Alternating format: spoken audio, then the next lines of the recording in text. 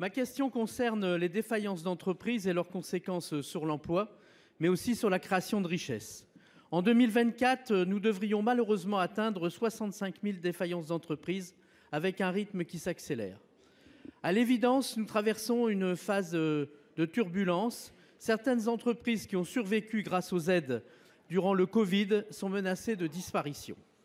Lors d'une matinale d'une radio, Marc Ferracci, ministre de l'Industrie, a annoncé, après les fermetures des sites d'Auchan et de Michelin, qu'il y aurait probablement d'autres plans sociaux. Soyons clairs, monsieur le ministre, il y a d'abord à craindre un nouveau décrochage de notre pays en termes de création de richesses. Je regrette d'ailleurs que cette question soit trop souvent l'angle mort du débat politique dans notre pays. Je rappelle que depuis 30 ans, la France voit son PIB par habitant stagner quand ce dernier progresse dans les autres pays de l'OCDE. Enfin, il y a à craindre une remontée du chômage avec son cortège de misère pour les salariés.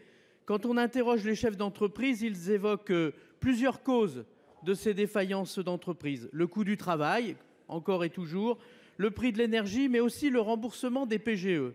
Alors ma question est simple, n'y a-t-il pas urgence à agir, à anticiper et à utiliser de nouveau celui qui a le moins de conséquences budgétaires, les PGE, en les utilisant une fois encore comme un amortisseur pour un nouvel allongement de la durée de remboursement au-delà de 2026. Je vous remercie. Merci, monsieur le ministre. Nous voulons partager cette alerte avec le gouvernement. Aux contraintes financières connues, il ne faut à aucun prix, dans l'intérêt du pays, ajouter les difficultés économiques ou, plus grave encore, une éventuelle crise sociale. Je vous remercie.